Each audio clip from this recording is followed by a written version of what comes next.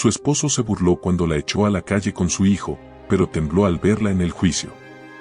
El sol del atardecer pintaba de dorado los tejados de San Benito del Llano, un pueblo escondido entre montañas, donde el tiempo parecía detenerse cada vez que alguien se enamoraba. Y fue allí, en una feria patronal con olor a algodón de azúcar y música de banda, donde Lucía Ramos, de apenas 20 años, conoció a Fernando Altamirano. Lucía era conocida por todos en el pueblo como la niña buena. Educada, amable, siempre con una sonrisa en el rostro y una palabra dulce en los labios. Vivía con su abuela Teresa, una mujer firme pero cariñosa, que la había criado con valores de hierro después de que su madre muriera de fiebre y su padre desapareciera en la ciudad, dejándola con apenas 5 años. Lucía no era rica, pero su abuela le había dejado en testamento una pequeña casa, algunas tierras de cultivo y un cofre cerrado con documentos importantes que nunca quiso abrir hasta cumplir los 25 años. Pero Fernando no era del pueblo.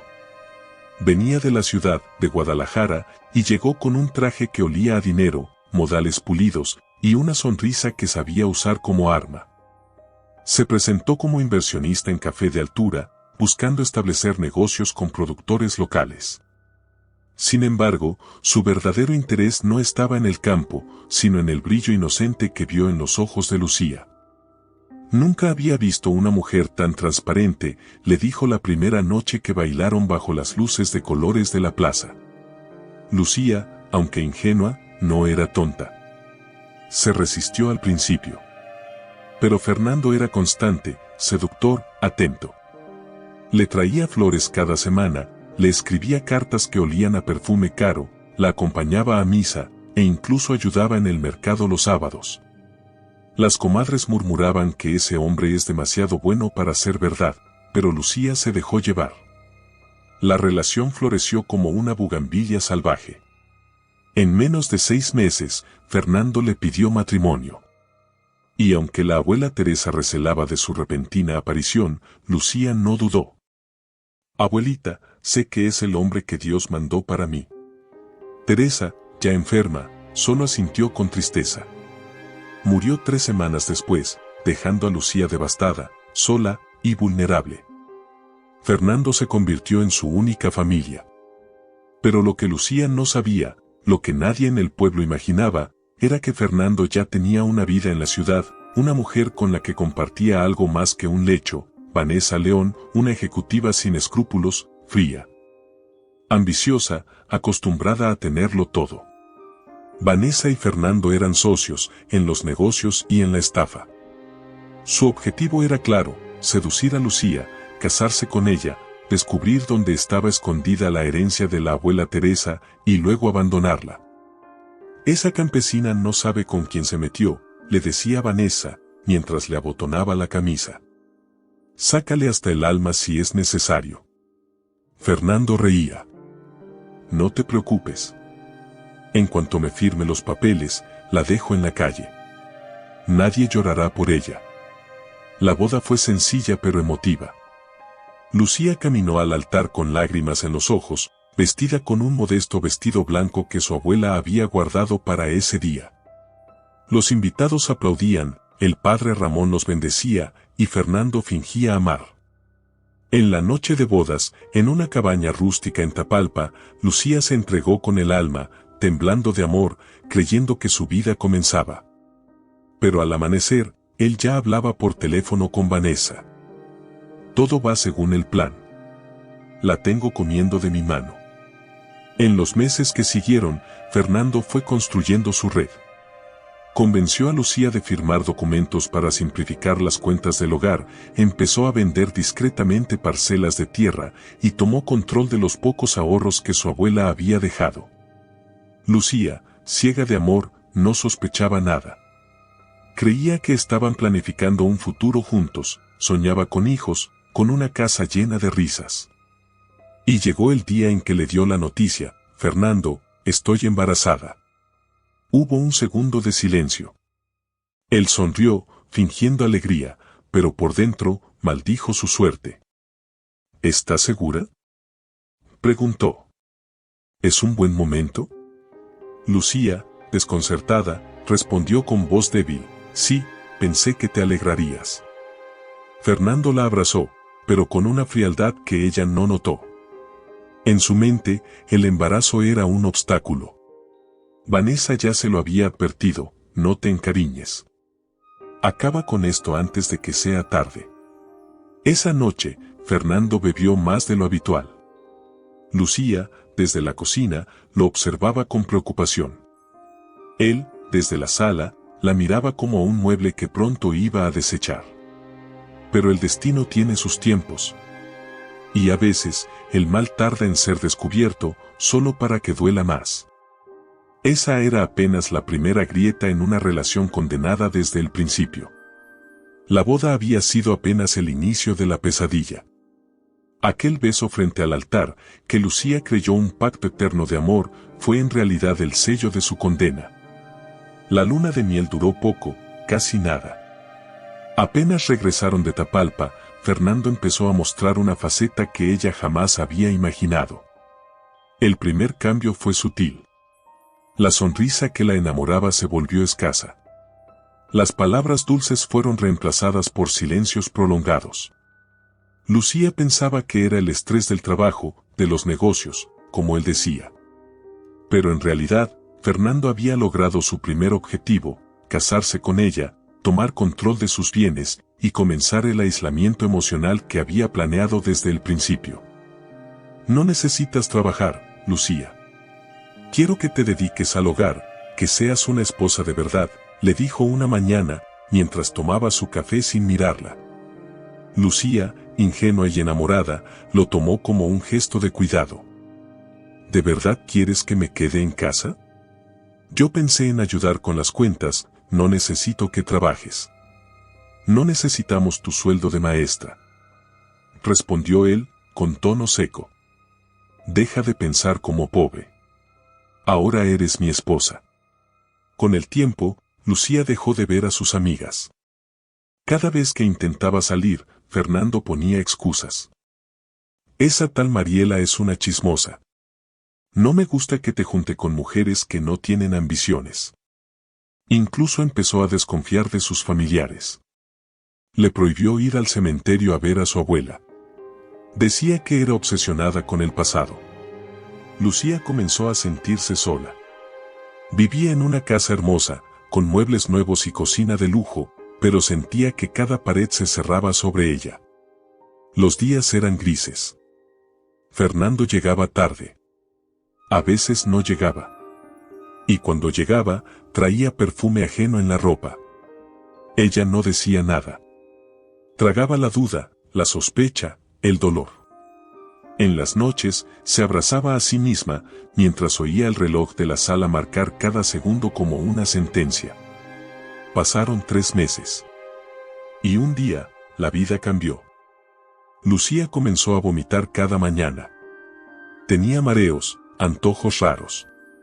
Se hizo una prueba. 2 líneas rojas confirmaron lo que ella, en el fondo, ya sabía. Estaba embarazada. Corrió al teléfono para llamarlo. Quería darle la noticia. Quería creer que eso lo acercaría, que el hijo de ambos sería un puente hacia el amor que una vez prometieron. Pero Fernando no contestó.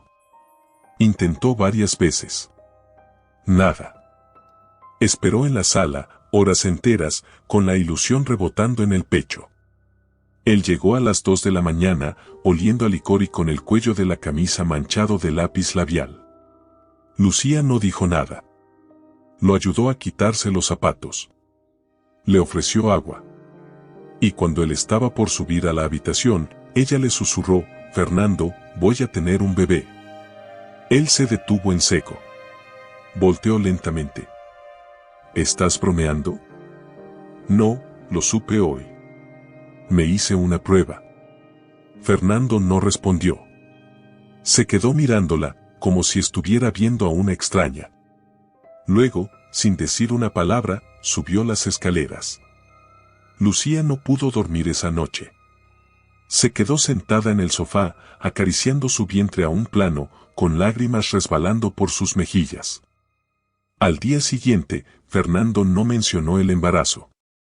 Ni esa semana. Ni la siguiente. Su trato se volvió aún más frío. Ya no la miraba a los ojos. Sus palabras eran cuchillos disfrazados de frases comunes. ¿Vas a engordar mucho? Con ese hijo, olvídate de recuperar tu cuerpo. No quiero un niño que me quite tiempo. Lucía empezó a tener miedo. Miedo del hombre con quien se había casado. Miedo de las sombras que se movían en la casa. Miedo de su futuro. Cada día, escribía en un cuaderno secreto, como si al escribir pudiera entender cómo llegó a ese punto, donde está el hombre que me prometió amor eterno, cuando dejé de ser Lucía. Y la respuesta venía en forma de silencio. De noches eternas. De desprecio. A escondidas, Fernando hablaba con Vanessa. Está embarazada, le dijo, furioso. Este idiota me va a arruinar los planes. ¿Quieres que me encargue de eso? Preguntó Vanessa, con voz venenosa. No. Aún no. Primero necesito que firme unos papeles. Tienes un mes. Después, yo decido qué hacer. Lucía, sin saberlo, vivía con una sombra sobre su vida. Y en sus entrañas crecía el niño que iba a cambiarlo todo. Un día, mientras limpiaba el despacho de Fernando, encontró un sobre sin abrir. Dentro, había una carta de un abogado. Estaba dirigida a él, pero mencionaba una cuenta bancaria y un poder notarial con su firma. Lucía nunca había firmado tal cosa. El corazón se le detuvo. ¿Estaba falsificando documentos? Volvió a guardar la carta, temblando. Esa noche, lo esperó despierta. Fernando, ¿me puedes explicar esto? Él leyó la carta.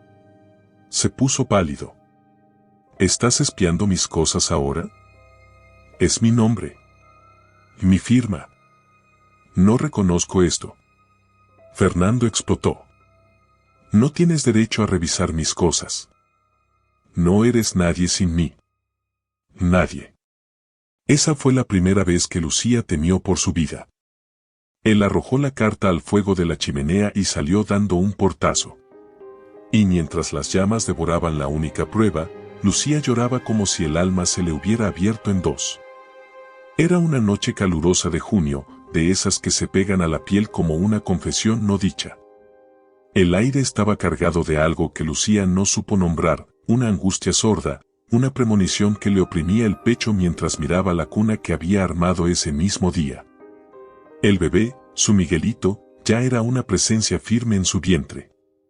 Se movía cada tanto, como si le susurrara que aguantara un poco más. Lucía se acostó sola. Fernando había salido desde temprano a una cena de negocios y no había dado señales desde entonces. Eran las 11:30. Intentó llamarlo. El teléfono sonaba, pero él no contestaba. Mandó un mensaje, ¿estás bien? Ninguna respuesta. Volvió a la cama. Cerró los ojos, pero algo le dijo que no durmiera. No esa noche. A las 2:47 de la madrugada, el sonido de una notificación iluminó la habitación a oscuras. Lucía tomó el teléfono. Era un mensaje de voz, sin remitente conocido. Dudó. Lo escuchó. Era la risa de Fernando. Y la voz de una mujer, ay, Fer, ¿y si tu mujercita se entera? Lucía no tiene ni idea. Está ocupada tejiendo baberos mientras yo me divierto contigo. El celular se cayó de sus manos. Lucía sintió una náusea, un fuego negro que le subió por el pecho. No lloró. No aún. No podía. Se puso de pie, tambaleante, y sin pensarlo 2 veces, salió de la casa. Cogió las llaves del coche.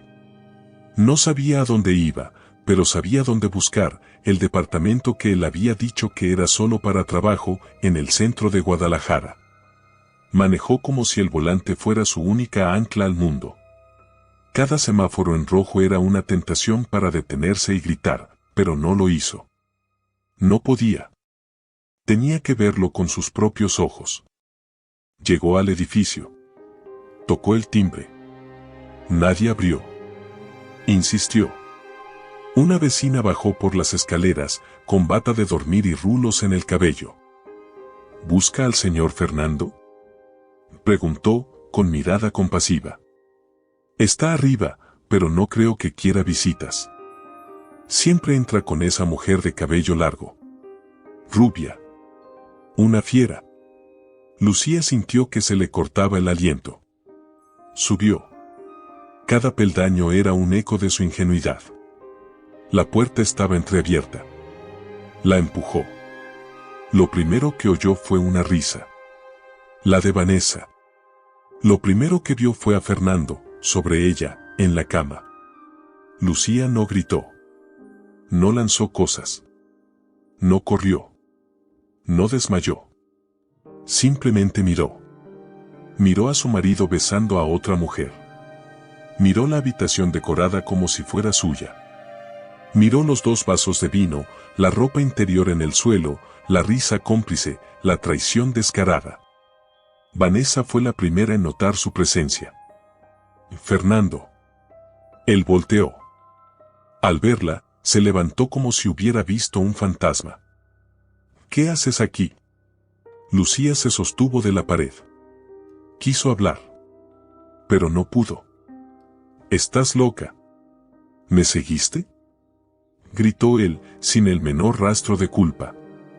Ella apenas pudo responder, ¿desde cuándo? Fernando tomó su camisa. Vanessa se cubrió. Desde antes de casarnos, si quieres saberlo, dijo Fernando, con una risa cruel. ¿De verdad creíste que me enamoré de ti? Lucía retrocedió un paso.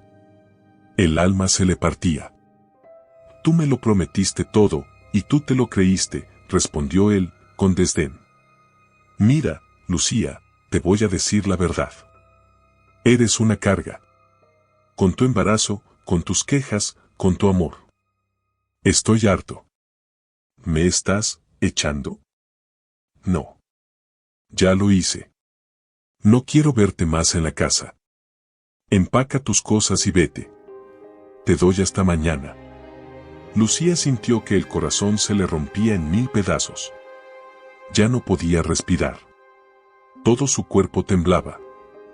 Fernando, no tengo a dónde ir, estoy esperando un hijo, nuestro hijo. Ese niño me importa un carajo. Que te lo críe la caridad. O tu fantasma de abuela. Me da igual.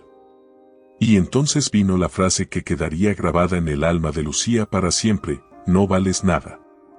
Vuelve a la miseria de donde saliste. Lucía cayó de rodillas. Las lágrimas no salían. Solo el aire, en espasmos. Vanessa observaba desde la cama, triunfante. Pero incluso ella, por un segundo, pareció dudar. La escena era demasiado cruel, incluso para ella. Lucía se arrastró hasta la puerta. Salió sin volver la vista atrás. Esa noche caminó bajo la lluvia, con el vientre tenso y el alma rota. Y ahí, en medio de la avenida empapada, gritó al cielo, ¿por qué, Dios mío? ¿Qué hice para merecer esto? El silencio fue su única respuesta. A la mañana siguiente, volvió a la casa. La cerradura había sido cambiada. En la puerta, había una caja con su ropa. Nada más. Ni una nota. Ni un adiós. Y así, Lucía Ramos fue echada a la calle, embarazada, sin hogar, sin familia, sin dignidad. El mundo, que alguna vez creyó suyo, la escupía como si fuera basura. Pero lo que nadie sabía, lo que ni ella misma imaginaba, era que de esas cenizas nacería una nueva mujer. El portazo aún resonaba en su mente. La imagen de la caja con su ropa mojada por la lluvia estaba clavada en sus ojos. Nadie la ayudó. Nadie abrió una ventana. Nadie preguntó si necesitaba algo. Era invisible. Una sombra con vientre redondo y alma desgarrada. Lucía caminó sin rumbo por las calles grises de Guadalajara, bajo un cielo que lloraba con ella. Cargaba una maleta rota en una mano, y con la otra se abrazaba el estómago, como si con eso pudiera proteger a Miguelito de la tristeza, del frío, del hambre, del mundo. Las horas pasaron. Se sentó en una banca del Parque Rojo, temblando. Las contracciones eran falsas, pero el miedo era real. No comía desde el día anterior. Los zapatos estaban empapados, los labios partidos. Se preguntaba en qué momento su vida, que un día fue esperanza, vestido blanco y cartas de amor, se había convertido en ese naufragio. ¿Qué hice mal?, susurraba una y otra vez. ¿Qué hice mal? Intentó llamar a Mariela, su amiga de la infancia. Ocultó su número. Mariela contestó. Lucía, ¿dónde estás? Todos dicen que Fernando te dejó, ¿es cierto? Sí, respondió ella, apenas audible. Estoy sola. Estoy en el parque. No sé qué hacer. Ay, Lucía, no puedo ayudarte. Mi esposo no quiere problemas. No te metas en líos, ¿sí? Mejor regresa a tu pueblo. Clic, fue peor que un balde de agua helada. Incluso su gente le cerraba las puertas. Esa noche la pasó acurrucada bajo un toldo de un local cerrado. Llovía a cántaros. Se tapó con su propio vestido. El vientre palpitaba con miedo. Tenía fiebre. Al día siguiente, intentó buscar ayuda en un hospital público. Señorita, no podemos ingresarla sin una referencia médica o un comprobante de domicilio. Le dijeron en la recepción. Estoy embarazada, me duele la cabeza, tengo frío, hay otras personas esperando. Siéntese, por favor. Esperó 5 horas. La mandaron a casa con una receta que no podía pagar. Ese día, conoció lo que era ser invisible. Caminó hacia una parroquia. El padre la miró con compasión, pero le ofreció apenas un bolillo y un vaso de agua. Lo aceptó como quien recibe un tesoro. Esa noche, se refugió en una construcción abandonada. Una anciana sin nombre le compartió una cobija vieja y 2 palabras: aguanta, niña. El mundo da vueltas. Y cuando la fiebre subió, cuando los escalofríos la hacían retorcerse sobre el concreto, cuando pensó que no vería el amanecer, algo o alguien la sostuvo por dentro. Miguelito. Su bebé. Su único motivo.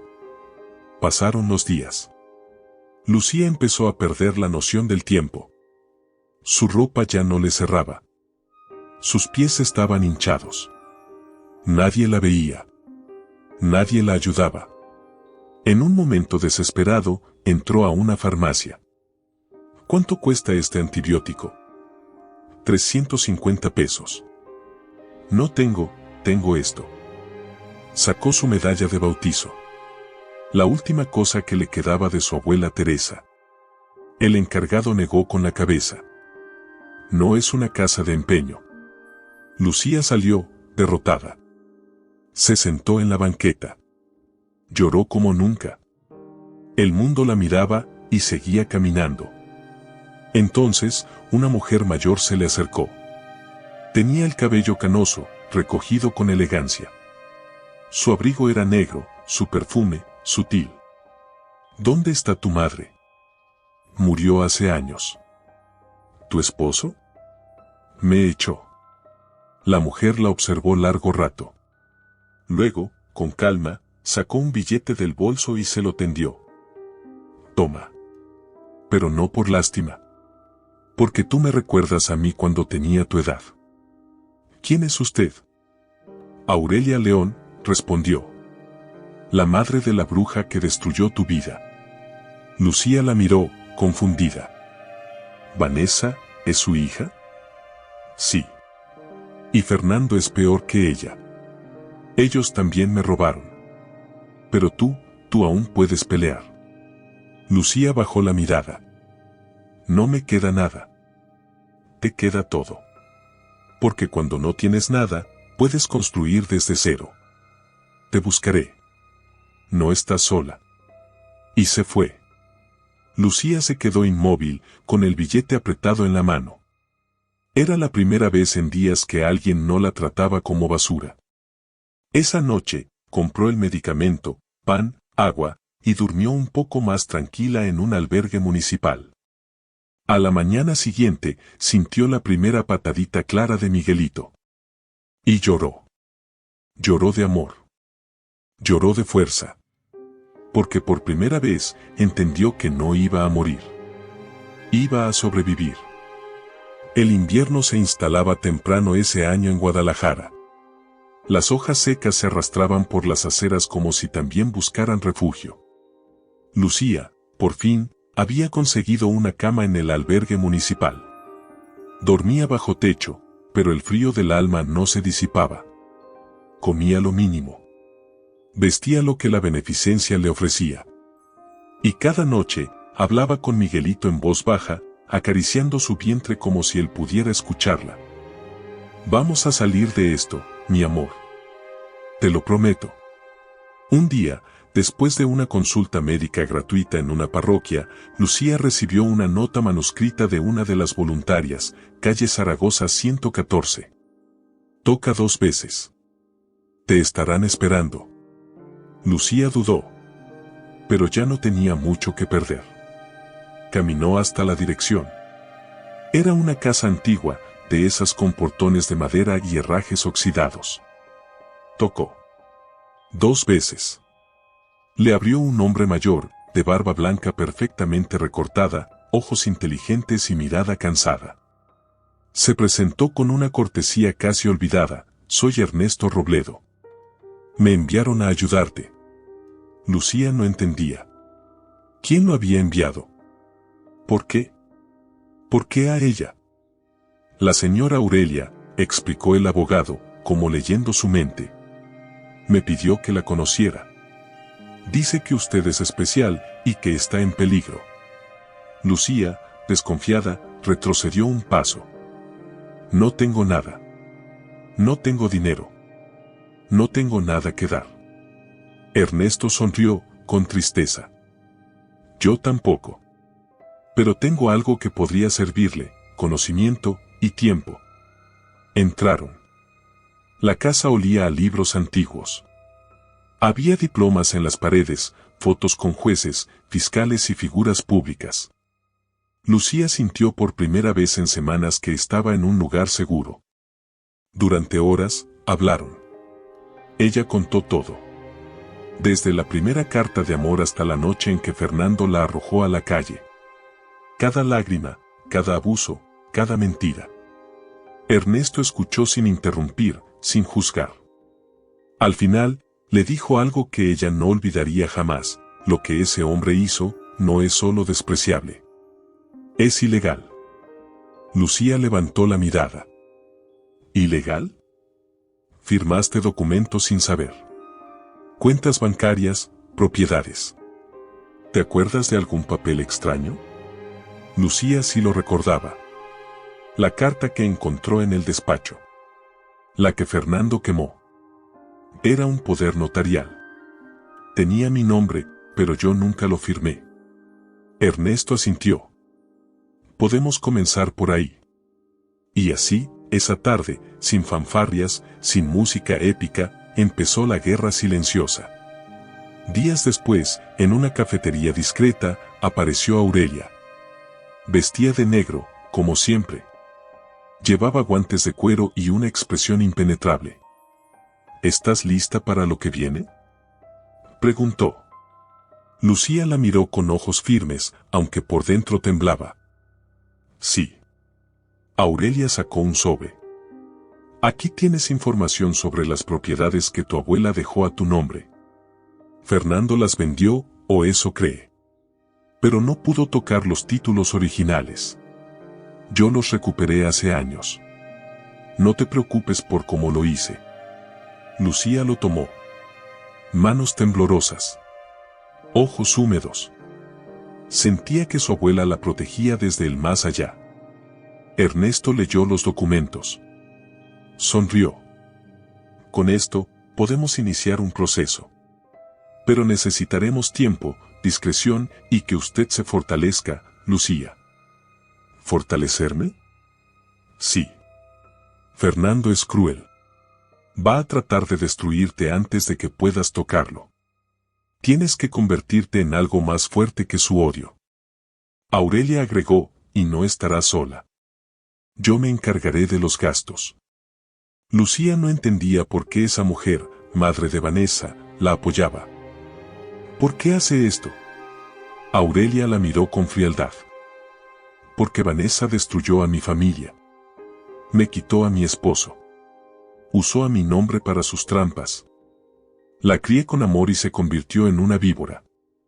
Tal vez, si tú te salvas, yo también me redimo un poco. La alianza estaba sellada. Una madre con culpa. Un abogado en busca de redención. Y una mujer rota que empezaba a recomponerse. Lucía fue trasladada a un pequeño departamento propiedad de Aurelia en las afueras de la ciudad. Modesto, pero limpio. Seguro. Tenía una cama, un calentador, un refrigerador y silencio. Allí, Lucía respiró por primera vez sin miedo. Empezó a estudiar por las noches. A leer sobre derechos. A entender el sistema. Ernesto la preparaba con paciencia. Y un día, mientras revisaban unos papeles, él encontró algo más grave. Lucía, esto no es solo una estafa. Fernando utilizó el nombre de Miguelito para abrir una cuenta en Panamá. A nombre de tu hijo no nacido. Lucía quedó en shock. ¿Qué?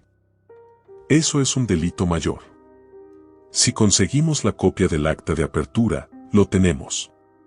Era el momento de contraatacar. La batalla había comenzado.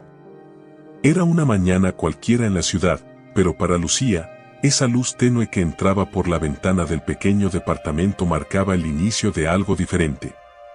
Por primera vez en mucho tiempo, no se sentía perseguida por los recuerdos, sino acompañada por un propósito, despertar, levantarse y luchar.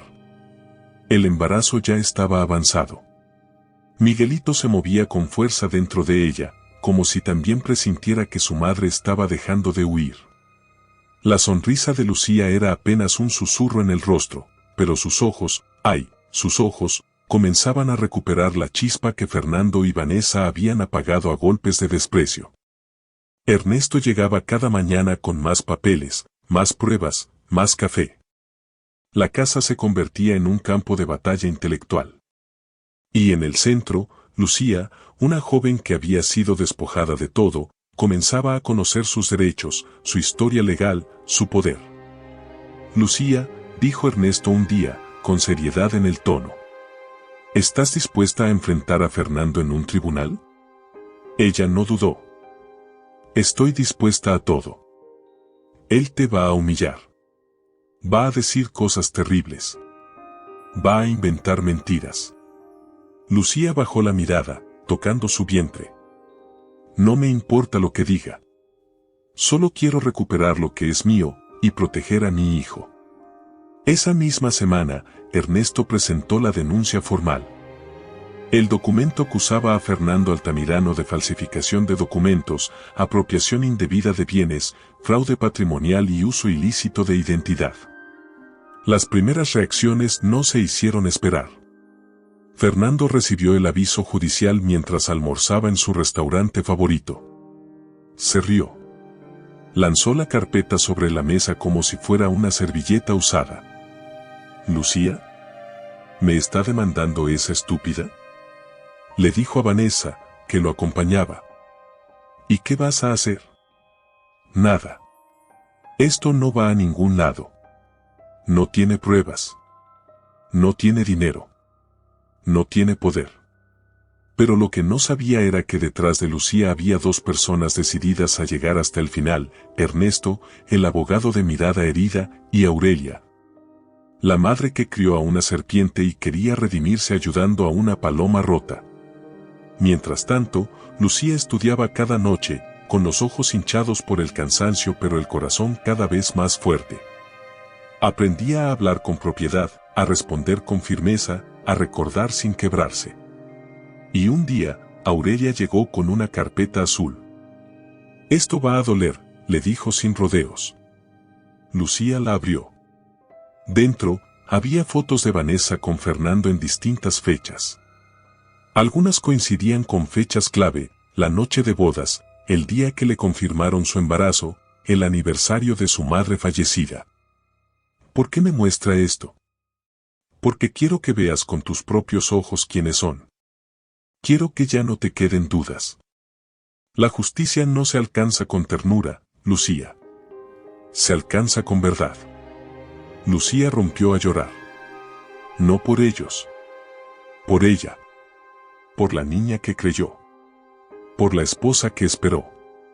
Por la madre que soñó con una familia que nunca existió. Pero cuando secó sus lágrimas, algo había cambiado en su rostro. Ya no era la misma. Empezó a grabar videos, con la ayuda de Ernesto, relatando su historia. No para los jueces. Para las otras mujeres. Mujeres que, como ella, alguna vez fueron engañadas, utilizadas, desechadas. Subió los videos a redes sociales anónimamente. En una semana, comenzaron a llegar mensajes. Lucía, me llamo Carla. Pasé por lo mismo. Te creo. Tu historia es la mía. Te admiro. Gracias por hablar. Nadie se atreve. Esas palabras alimentaban su alma más que cualquier comida. Y mientras tanto, Fernando empezaba a sentir las primeras grietas en su fachada perfecta. Su contador lo llamó alarmado. Hay un congelamiento preventivo de una de tus cuentas en Panamá. A nombre de Miguelito Altamirano Ramos. ¿Qué? Esa noche, rompió una botella contra la pared. Vanessa trató de calmarlo, pero él la empujó. Tú me metiste en esto. Tú fuiste quien firmó esos papeles. Yo solo te seguí el juego. Comenzaban a fracturarse. Pero en el otro extremo, Lucía se unía más con los suyos. Un día, caminando por el parque, Lucía sintió un dolor fuerte. Cayó de rodillas. Ernesto la llevó al hospital. Emergencia. Horas después, nacía Miguelito. Pequeño, pero fuerte. Con ojos enormes y puños cerrados, como si ya viniera preparado para luchar. Lucía lo miró, llorando. Ya estás aquí, mi amor. Y juro que nadie volverá a lastimarte. El médico la felicitó. Ves sano. Y usted, señora, es una guerrera. Lucía sonrió, agotada, pero plena. A la mañana siguiente, firmó la notificación judicial con su nombre completo. Era oficial. La batalla legal había comenzado. La lluvia golpeaba con fuerza las ventanas del departamento de Ernesto. Lucía dormía con Miguelito en brazos, exhausta después de una semana de audiencias preliminares, de tensión constante, de saberse perseguida por los recuerdos. Ernesto, en silencio, revisaba por 10ª vez un conjunto de documentos que había recibido de un contacto suyo en el Registro Nacional de Personas. Un nombre resaltaba entre las líneas: Ismael González Ortega. Edad, 9 años. Residencia, Casa Hogar Corazones Valientes. Madre, desconocida. Padre, Fernando Altamirano Romero. Ernesto sintió un escalofrío. Su intuición se confirmaba: Fernando había tenido otro hijo, uno que nunca reconoció. A la mañana siguiente, mientras Lucía preparaba el biberón de Miguelito, Ernesto la miró con una mezcla de asombro y pesar. Lucía, encontré algo. Algo muy fuerte. Ella lo miró en silencio. Ya había aprendido a no temerle a las noticias duras. ¿Qué es? Fernando tiene otro hijo. Abandonado hace 9 años. Vive en un orfanato. Lo registró con su nombre completo, pero luego desapareció. Lucía bajó la mirada. Su pecho se apretó. ¿Dónde está la madre? Ernesto dudó. Luego respondió: Vanessa estuvo implicada.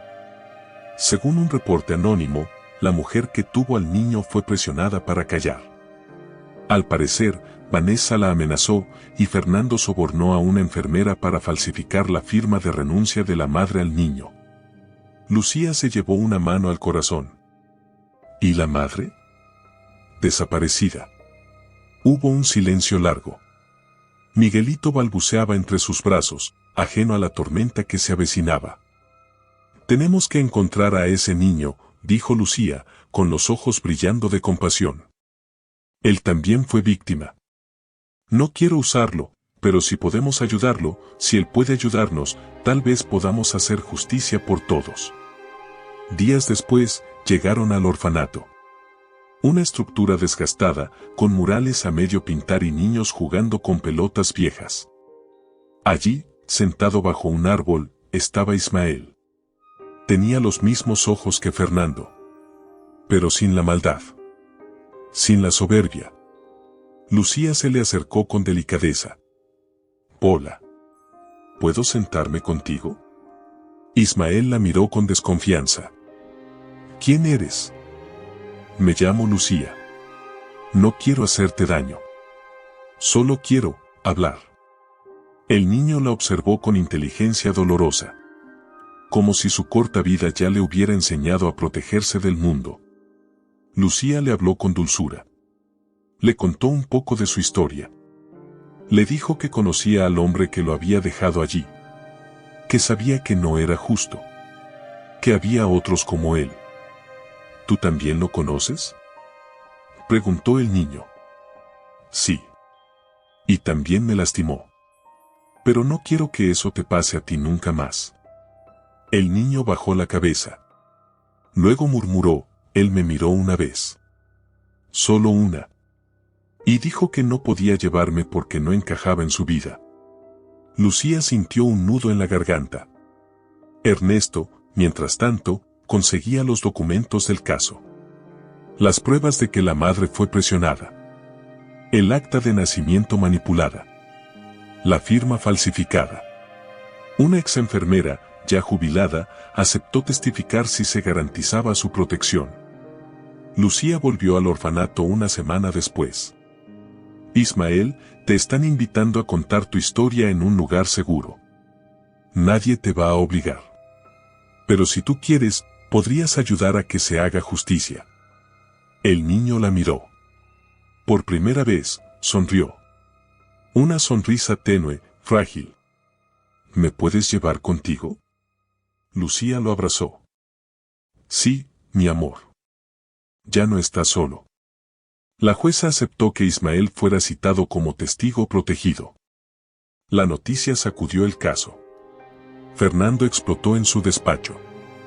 Esto es una trampa. Ese niño no significa nada. Vanessa se quebró. Es tu hijo. Tu sangre. Lo dejaste. Tú lo arruinaste todo. Él la abofeteó. Por primera vez, ella sangró. La prensa olía el escándalo. Un empresario con un hijo no reconocido, implicado en una red de corrupción, con una esposa traicionada que ahora se erguía como símbolo de dignidad. Lucía se preparaba para el juicio como quien se prepara para una guerra sagrada. Sabía que no iba a ser fácil. Sabía que iban a atacarla. Sabía que Ismael, Miguelito y todos los niños como ellos necesitaban que ella no temblara. Y no tembló.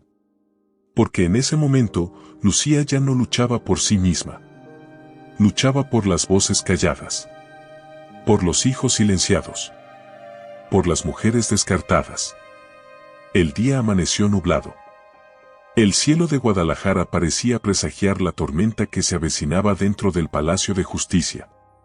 Desde temprano, periodistas se agolpaban a las puertas del Juzgado Civil número 14.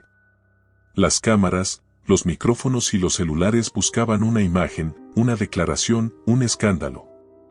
Pero nadie, absolutamente nadie, estaba preparado para lo que estaba por suceder. Lucía llegó en silencio. Vestía sobria, elegante, con el cabello recogido y los labios sellados. No necesitaba maquillaje, porque su rostro era un grito silencioso de dignidad. A su lado, caminaban don Ernesto, con su maletín de cuero desgastado, y Aurelia, con la mirada clavada al frente como si fuera a su propia ejecución. Miguelito dormía en brazos de una asistente. Ismael, el niño rescatado del olvido, sostenía la mano de Lucía con fuerza. Un símbolo viviente de lo que Fernando había querido enterrar y que ahora se levantaba para hablar. Cuando Lucía cruzó las puertas del juzgado, hubo un silencio que cortó el aire. En la otra esquina, Fernando descendía de su automóvil blindado, escoltado por su abogado de sonrisa arrogante. Vestía un traje gris metálico, oscuro como su conciencia. Saludó a las cámaras con una sonrisa fingida. Hoy se acaba esta farsa. Estoy aquí para limpiar mi nombre. Vanessa no lo acompañaba. Había desaparecido la noche anterior, dejando una carta en blanco y una botella de vino rota en el suelo de su apartamento. Dentro del tribunal, el murmullo de los presentes era como una ola a punto de romper. Jueces, asistentes, secretarias, periodistas y curiosos llenaban cada espacio. La jueza Alma Dolores Esquivel, conocida por su tempel de acero y su pasado envuelto en tragedias familiares, presidía la audiencia. Era una mujer de rostro imperturbable y ojos cansados, pero cuando vio a Lucía entrar, algo en ella se quebró. Reconoció esa postura. Esa dignidad en medio de la ruina. Ella también había sido una Lucía en el pasado. Se sentaron. La sala se acomodó.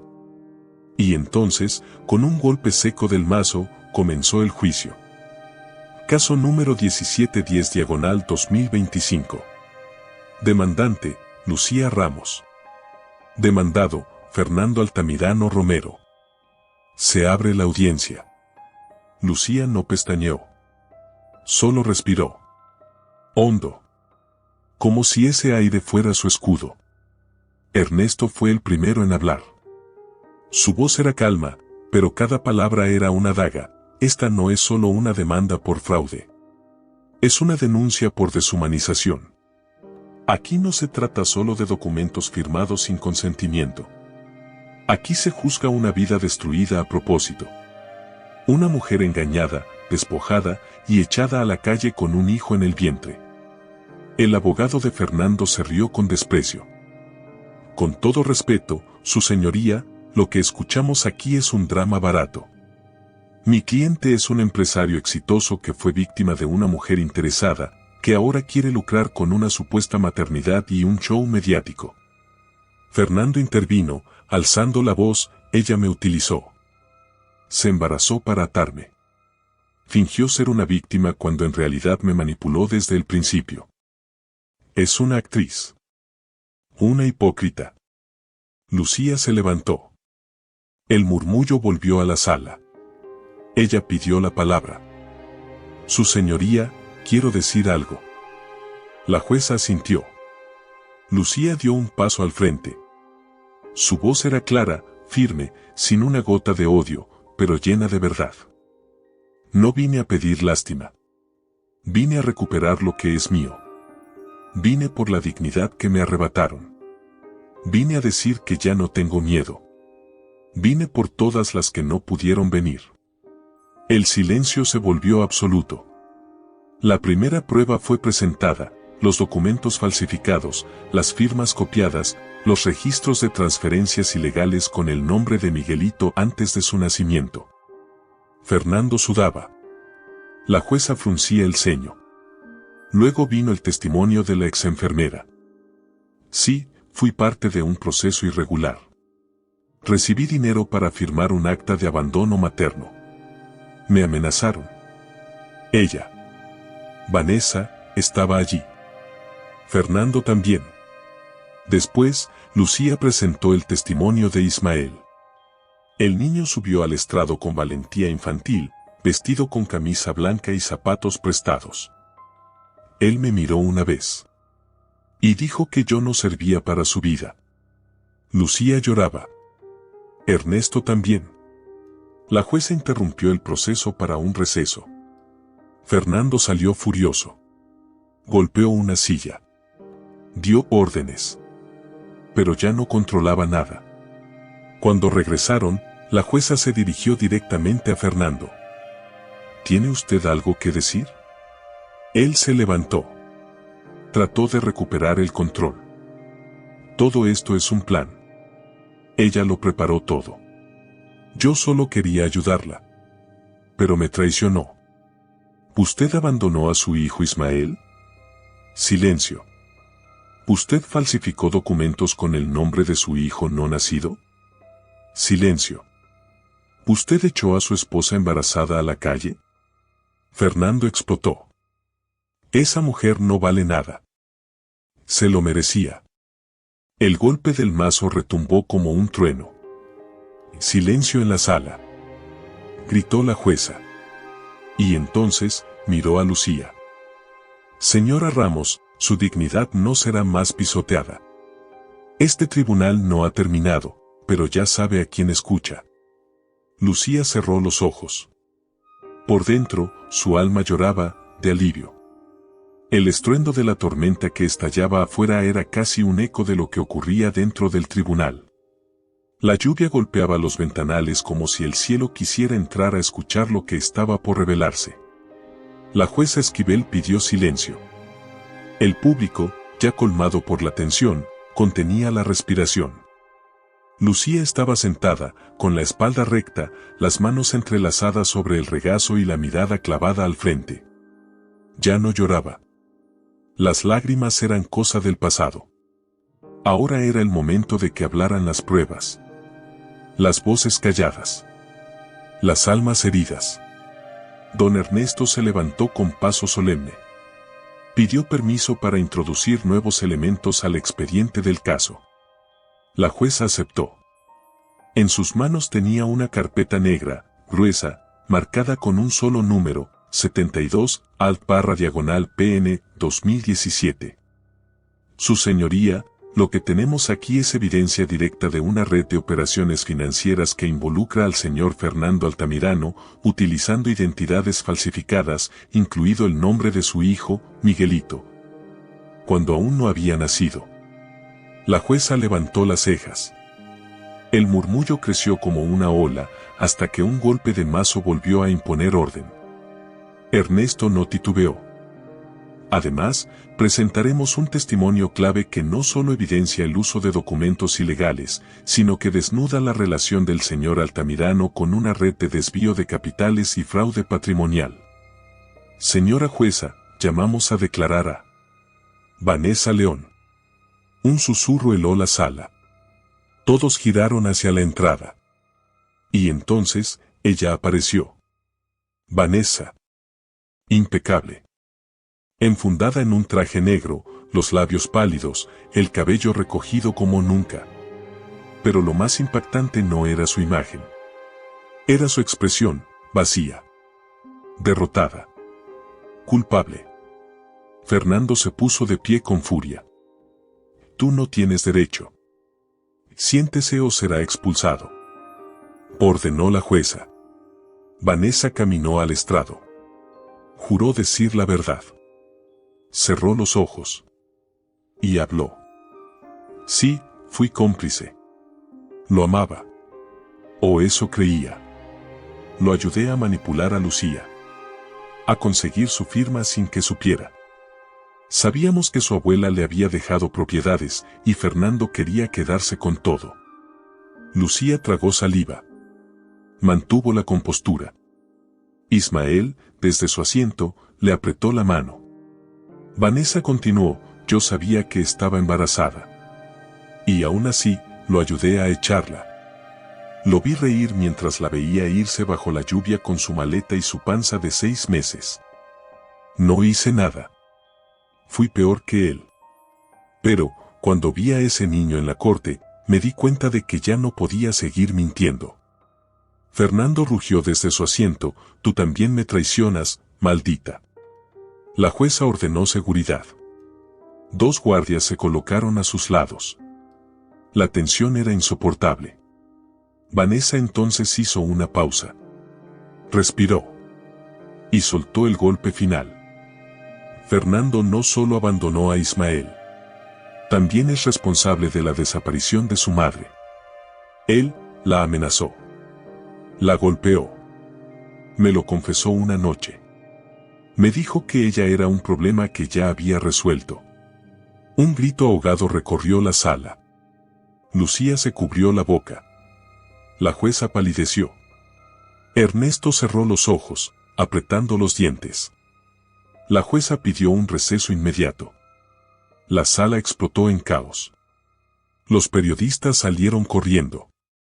El rostro de Fernando se proyectó en pantallas por toda la ciudad, empresario acusado de desaparición y fraude.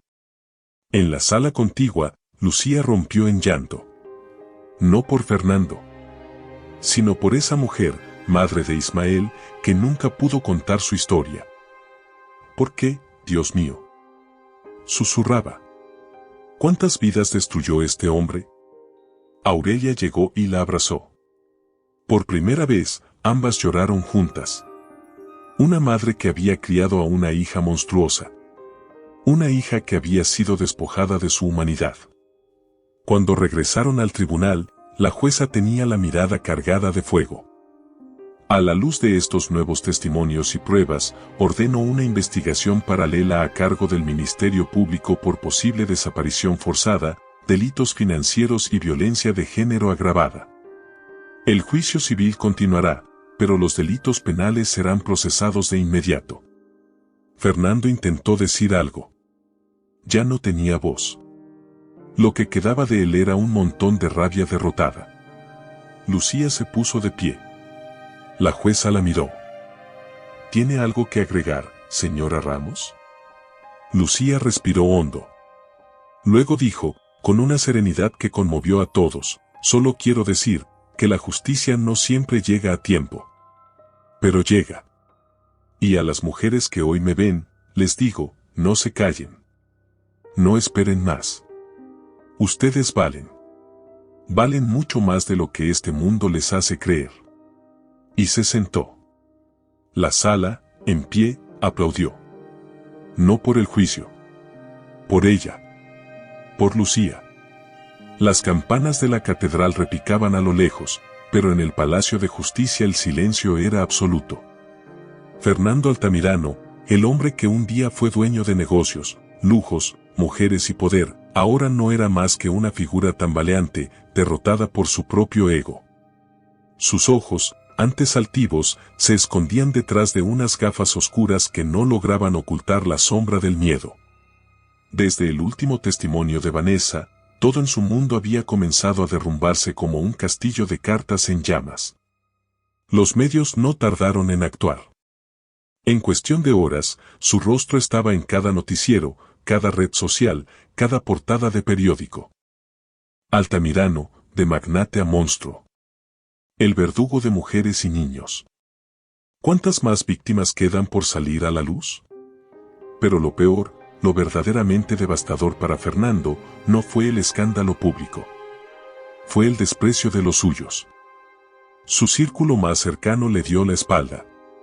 Socios rompieron contratos. Las empresas cancelaron convenios. Su cuenta bancaria fue congelada. Su número personal filtrado. Recibía amenazas. Insultos. Ni siquiera podía salir a la calle sin que alguien lo llamara cobarde. En el tribunal, su semblante ya no era de arrogancia. Era de un hombre acorralado, buscando desesperadamente una salida. Todo esto es un circo. Gritaba a su abogado. Haz algo, imbécil. Exige que se anule el juicio. Di que me están tendiendo una trampa. Fernando, ya no puedo hacer nada. Tienen pruebas. Tienen testigos. Tienen al país de su lado. Y tú estás solo. Lucía, mientras tanto, seguía asistiendo a cada audiencia como una estatua viviente de dignidad. No hablaba más de lo necesario. No celebraba sus victorias. No sonreía con crueldad. Su mayor triunfo era mantenerse firme. Miguelito la acompañaba algunos días, dormido en sus brazos, y cada vez que Lucía entraba con su hijo al recinto, se sentía como si la justicia misma caminara con ella. El día del veredicto preliminar, la jueza Esquivel entró en la sala con expresión impenetrable. El fiscal del Ministerio Público se levantó. Con base en las pruebas documentales, testimoniales y periciales, solicitamos formalmente que se gire orden de aprehensión inmediata contra el señor Fernando Altamirano por los siguientes delitos: fraude, uso de identidad, violencia intrafamiliar, evasión fiscal y presunta desaparición forzada. Fernando palideció. Trató de incorporarse. Intentó decir algo. Pero su voz ya no tenía poder. La jueza levantó la mirada. Señor Altamirano, ¿desea declarar algo antes de que se proceda? Fernando se puso de pie. La sala contenía el aliento. Yo no, todo fue un error. Ella me tendió una trampa. Me hizo creer que me amaba. Yo soy la víctima. Silencio absoluto. La jueza golpeó con el mazo. Basta. Orden de aprehensión concedida. Procedan. Fue entonces cuando ocurrió lo inesperado. Fernando, al ver que los guardias se acercaban, dio un paso atrás, luego otro, y de pronto salió corriendo por la puerta trasera del tribunal. Un guardia tropezó. Otro cayó. Altamirano huye. Gritaron los reporteros desde fuera: está escapando. El caos fue total. Las cámaras lo captaron corriendo por los pasillos, empujando a periodistas, subiendo por una rampa de emergencia. Afuera, los vehículos se detuvieron.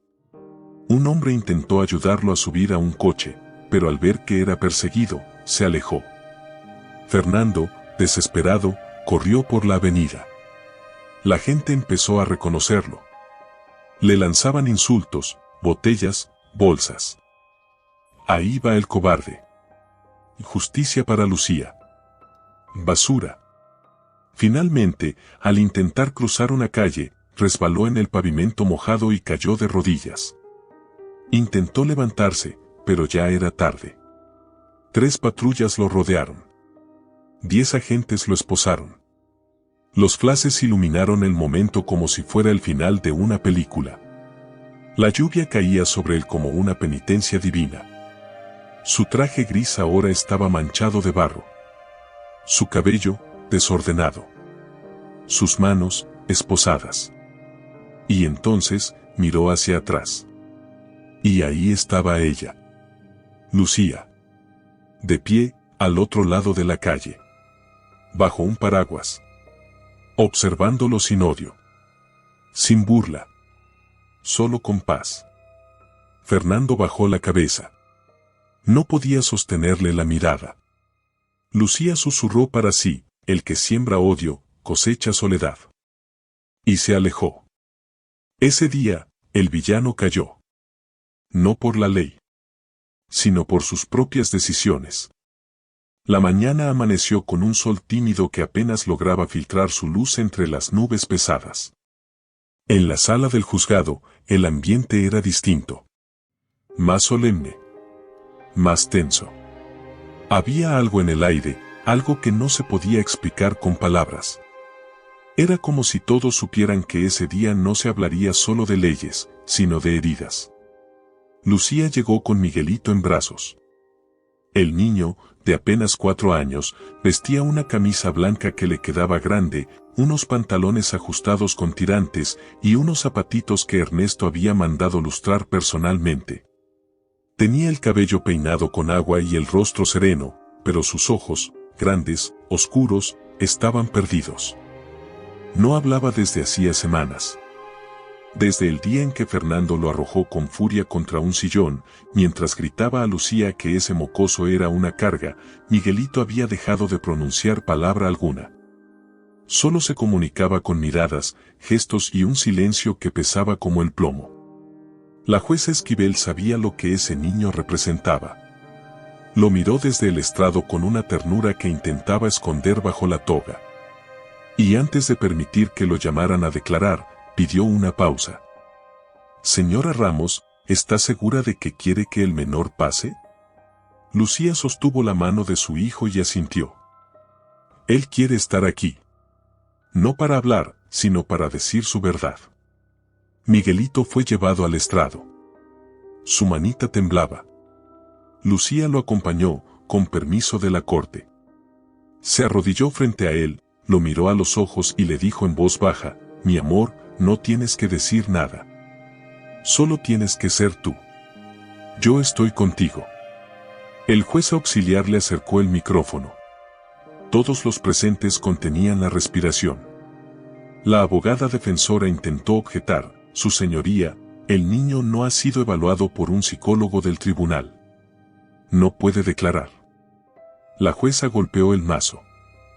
Este tribunal no obliga al niño a hablar. Solo le permite ser visto. Y a veces, el silencio habla más que 1000 voces. Miguelito miró hacia el público. Sus ojos se cruzaron con los de Fernando, esposado, sentado detrás de su abogado. El niño no dijo nada, pero se encogió sobre sí mismo. Y su pequeño cuerpo comenzó a temblar. Lucía lo abrazó al instante. Se arrodilló frente a él, lo sostuvo con fuerza, y susurró: no tienes que hablar, hijo. Tu silencio ya lo dice todo. Un murmullo recorrió la sala. La jueza tragó saliva. En su rostro se asomaban lágrimas contenidas. Y entonces, Miguelito hizo algo que nadie esperaba: sacó de su bolsillo un dibujo arrugado. Un dibujo hecho con crayones. En él había 3 figuras: una mujer con vestido, un niño con los brazos en alto, y un hombre, de negro, tachado con una cruz roja. Se lo entregó a la jueza, sin decir palabra. Ella lo tomó con manos temblorosas. Lucía lo cargó en brazos y se lo llevó del estrado. Lo besó en la frente. Le acarició el cabello. Lo hiciste perfecto, mi amor. Miguelito sonrió, por primera vez en días. Fue una sonrisa tan leve, que solo Lucía pudo verla. Pero para ella, ese gesto valía más que cualquier testimonio legal. La jueza ordenó que el dibujo fuera anexado al expediente. Y al final de la audiencia, antes de cerrar la sesión, tomó la palabra con voz cargada de emoción. Hoy no solo vimos pruebas. Hoy vimos amor. Hoy escuchamos un testimonio sin sonido, pero con la fuerza de un rugido. Este tribunal reconoce la fuerza del vínculo entre madre e hijo como elemento esencial en esta causa.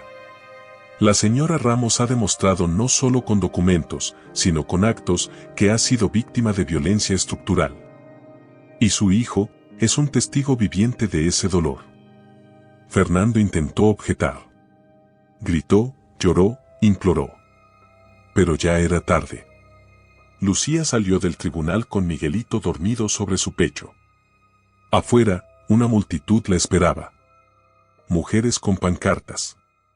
Gente común. Rostros anónimos que habían seguido su historia desde el inicio. Una mujer se le acercó. Mi hija fue maltratada por su esposo, pero tenía miedo de denunciar. Hoy, se armó de valor. Gracias a ti. Lucía la abrazó. No soy más valiente que nadie. Solo me cansé de tener miedo. Esa noche, al llegar a casa, Miguelito dibujó otro dibujo.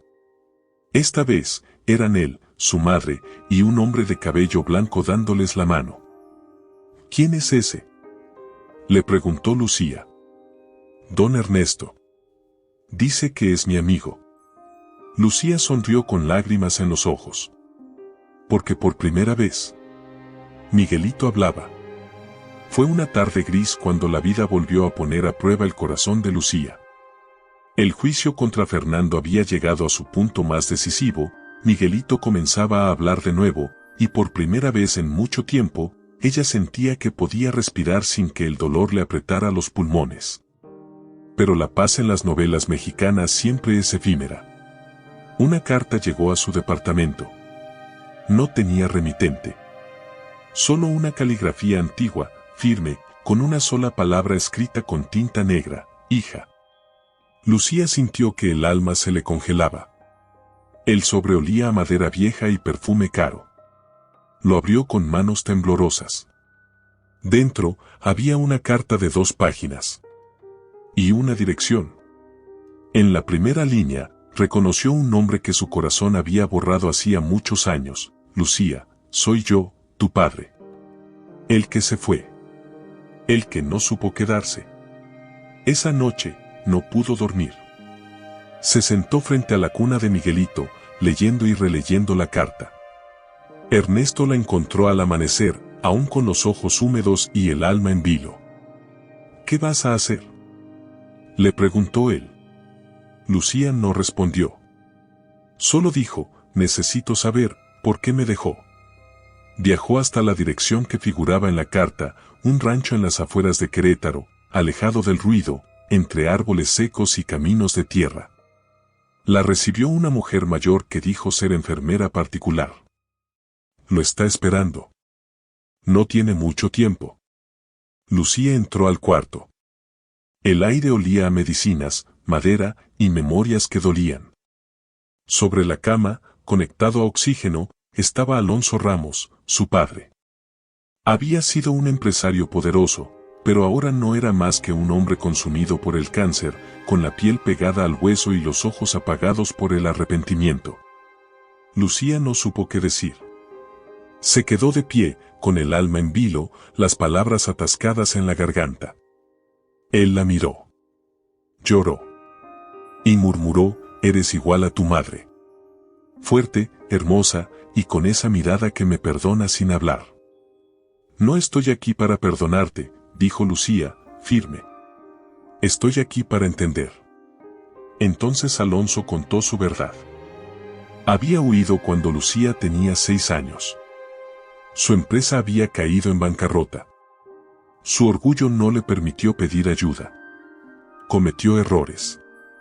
Se refugió en otra familia. Pero nunca olvidó a su hija. Vi tu rostro una vez en un periódico, en brazos de una mujer vestida de blanco. Tu madre, la mejor decisión de mi vida y mi mayor error. Lucía lo escuchó todo. Sin lágrimas. Sin rencor. Solo con una melancolía profunda que pesaba más que el silencio. ¿Por qué ahora?, preguntó. Porque me estoy muriendo. Y antes de irme, quiero hacer algo bien. Lo único que me queda por reparar eres tú. Sacó un sobre del cajón. Dentro, un testamento. Le dejaba una herencia millonaria. Tierras. Inversiones. Una casa en San Miguel de Allende. Todo lo que había logrado construir en silencio. Es tuyo, dijo. Pero no quiero que lo tomes por culpa. Tómalo porque quiero que tu hijo no pase por lo que tú viviste. Tómalo, y haz con él lo que yo no supe hacer contigo. Lucía no sabía qué hacer. No podía odiarlo. Pero tampoco podía abrazarlo. Se levantó. Tengo que pensar. Él asintió. Solo prométeme una cosa. Que algún día me contarás cómo fue tu vida. Incluso si fue sin mí. Lucía regresó a Guadalajara con el alma hecha un nudo. Le contó todo a Ernesto. A Aurelia. A Miguelito.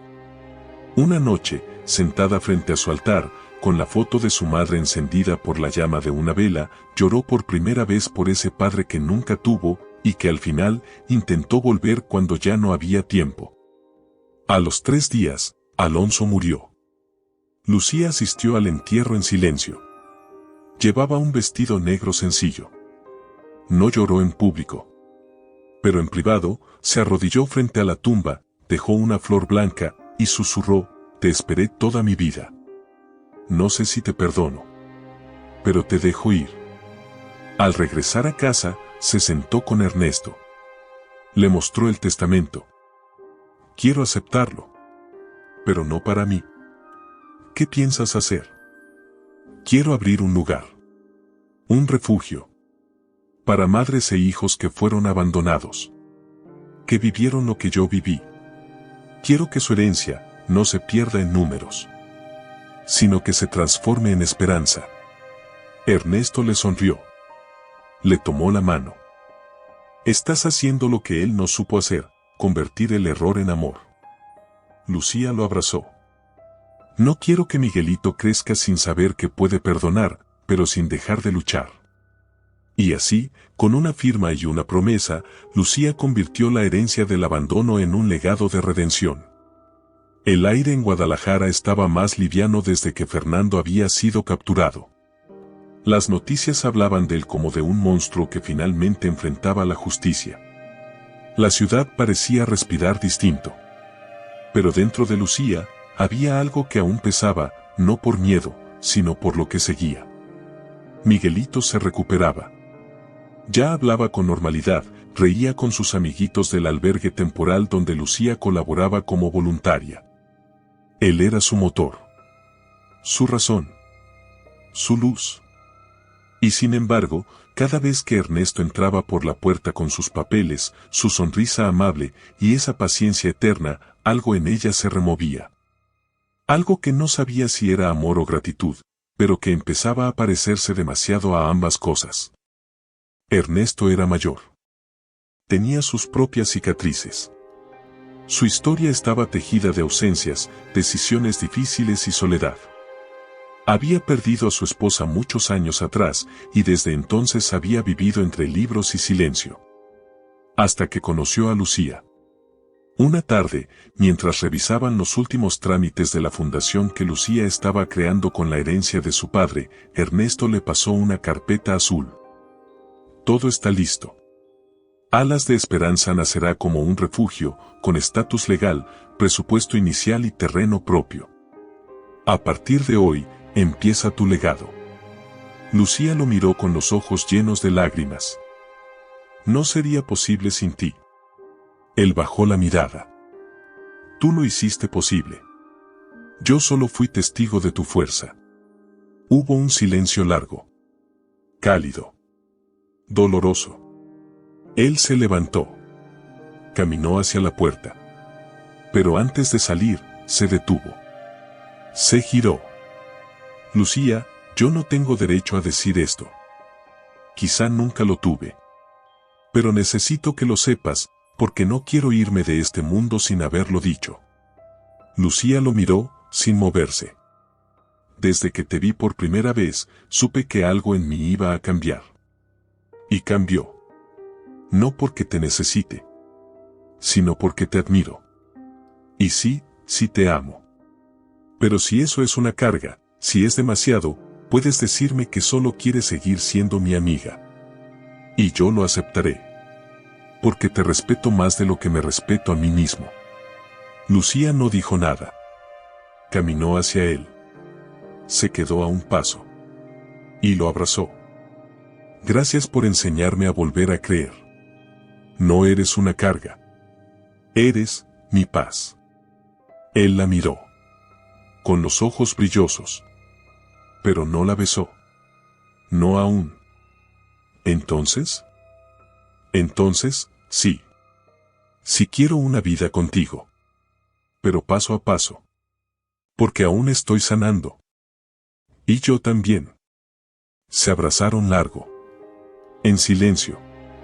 Como dos árboles que han sobrevivido la misma tormenta. Esa misma noche, Lucía le contó a Miguelito. Don Ernesto va a estar más tiempo con nosotros. ¿Está bien? El niño sonrió. Está bien. Él me enseñó a leer mi primer cuento. Lucía sonrió también. En los días siguientes, comenzaron a construir el albergue. Ella trabajaba codo a codo con arquitectos, psicólogos, terapeutas. Cada habitación tenía nombre de una virtud: esperanza, valor, resiliencia, libertad. Lucía no quería solo construir un refugio. Quería sembrar una nueva forma de sanar. Ernesto la acompañaba en cada paso. Y una tarde, mientras revisaban el plano de la biblioteca, ella sacó del bolso una pequeña caja. Esto es para ti, dijo. Él la abrió. Dentro, había una carta. La primera que Lucía había escrito desde su encuentro con su padre. En ella, hablaba de Ernesto. De su amor. De cómo no necesitaba que él la salvara, porque él le había enseñado a salvarse sola. Ernesto la leyó en silencio. Y luego, con los ojos húmedos, la besó por primera vez. Lento. Con respeto. Como se besa una historia que ha sido escrita con lágrimas. Lucía le devolvió el beso. Y en ese instante, entendió que el amor, el verdadero amor, no es el que promete el cielo, sino el que te acompaña al infierno y te espera en la salida con los brazos abiertos. La sentencia llegó una mañana dorada de diciembre. El tribunal dictó el veredicto final: Fernando Altamirano Romero, condenado a 25 años de prisión sin derecho a fianza. El estruendo no vino de las paredes del juzgado, sino del alma de una mujer que, después de haber sido desechada como un estorbo, ahora era escuchada por todo un país. Lucía no lloró al oír la condena. Solo bajó la mirada, susurró una oración en silencio y salió del juzgado con la cabeza en alto. Miguelito la esperaba afuera con Ernesto, y al verla, corrió hacia ella. ¿Ganamos?, preguntó, con la inocencia que solo un niño puede tener. Lucía lo cargó en brazos, lo besó en la frente, y respondió: ganamos, porque no dejamos que el odio nos cambiara el corazón. Vanessa no volvió a aparecer. Dicen que huyó a otro país. Otros aseguran que ingresó a un convento en busca de redención. Nadie lo sabe con certeza. Pero Aurelia, su madre, sí dejó una carta a Lucía antes de partir a vivir con su hermana en Mérida. Gracias por permitir que mi dolor también se convirtiera en justicia. Gracias por no vengarte con crueldad, cuando tuviste todo para hacerlo. Eres mejor mujer de lo que alguna vez imaginé. Días después, el albergue Alas de Esperanza fue inaugurado. Estaba construido sobre el mismo terreno que alguna vez Fernando intentó vender ilegalmente.